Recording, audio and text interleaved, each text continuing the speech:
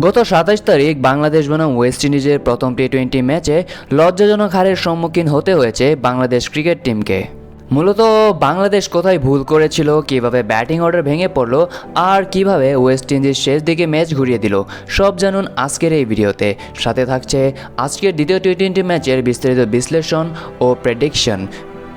গত ২৭ তারিখ চট্টগ্রামের মাঠে যা ঘটেছে সেটা এক কথায় নিজের ভুলের সর্বনাশ, আর সেই ভুলের ফলে ওয়েস্ট ইন্ডিজের হাতে তুলে নিল সিরিজের প্রথম জয়টা। আজকের ভিডিওতে আমরা পুরো ম্যাচটার ভিতরে ঢুকে দেখব কোথায় ভুল করলো বাংলাদেশ, কিভাবে ম্যাচ ঘুরিয়ে নিল ওয়েস্ট ইন্ডিজ, আর আজকের দ্বিতীয় টি-20তে কী হতে পারে। চট্টগ্রামের উইকেটটা ছিল ব্যাটিং ফ্রেন্ডলি। টসে জিতে ওয়েস্ট ইন্ডিজ আগে ব্যাট করার সিদ্ধান্ত নেয়।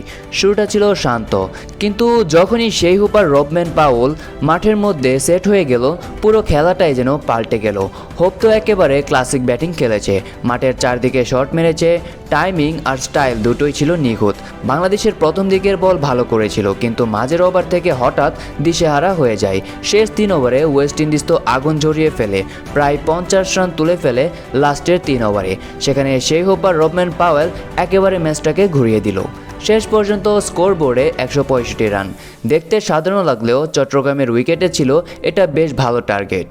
এবার আসি বাংলাদেশের ইনিংসে। যে বাংলাদেশকে সবাই আশা করেছিল আক্রমণাত্মক শুরু দেবে, তারা পাওয়ার প্লেতেই ধসে পড়ল। শুরুতেই অপ্রত্যাশিত এক ক্যাচে আউট হয়ে যান তানজিদ তামিম। এরপর লিটন দাসও এসে ক্যাচ তুলে দিল।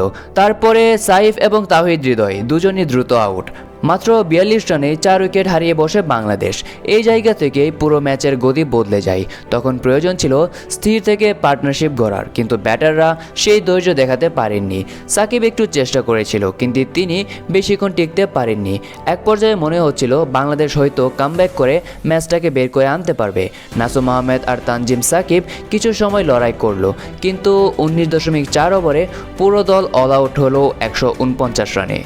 আর দুর্ভাগ্যবশত শুধুমাত্র ১৬ রানের কারণেই ম্যাচ হাতছাড়া। এটা হলো বাংলাদেশের ক্রিকেটের সবচেয়ে বড় সমস্যা, ধারাবাহিকতা।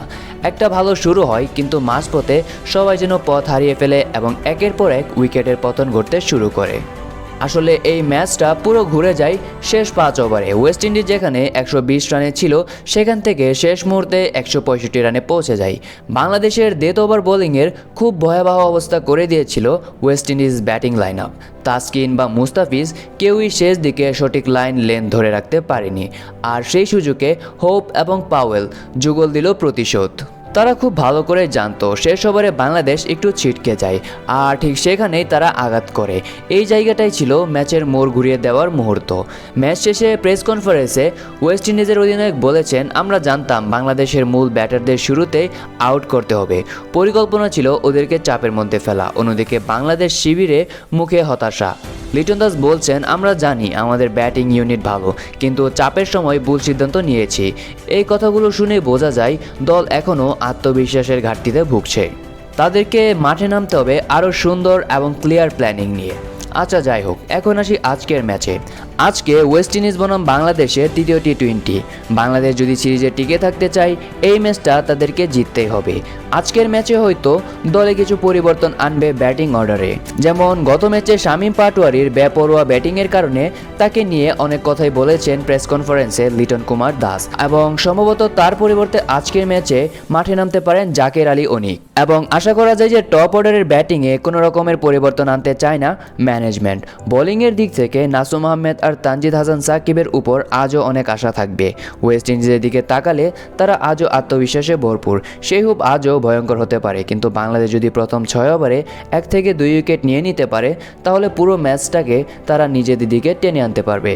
এবং আজকে যে জিতবে সিরিজটা তারাই প্রায় নিশ্চিত করবে। তাই আজকের এই ম্যাচটা বাংলাদেশ এবং ওয়েস্ট ইন্ডিজ দুজনের জন্যই খুবই গুরুত্বপূর্ণ। তবে বাংলাদেশকে আজকে খেলতে হবে শুধু বল ব্যাট দিয়ে নয়, মানসিকভাবেও শক্ত হয়ে। ওপেনিং জুটি যদি ভালো শুরু করে দেয়, তাহলে মিডল অর্ডার নিজে থেকেই খুঁজে পাবে আত্মবিশ্বাস। এরই সাথে সাকিব, তাসকিন, মুস্তাফিজদের কাছ থেকে আজ বড় ভূমিকা আশা করতেই হয়। দেখা যাক চট্টগ্রামের মাটিতে আজ ভাগ্য হাসে লাল সবুজের দিকে, না আবারও ক্যারিবিয়ানের ঝড় বয়ে যায়। তুমি কি মনে করো বাংলাদেশ আজ ঘুরে দাঁড়াতে পারবে? তো কমেন্টে লিখে জানাও তোমার প্রেডিকশন। আর ভিডিও ভালো লাগলে লাইক, শেয়ার আর সাবস্ক্রাইব করতে ভুলো না। আজকের মতো এখানেই বিদায় নিচ্ছি। Until then, take care, bye by.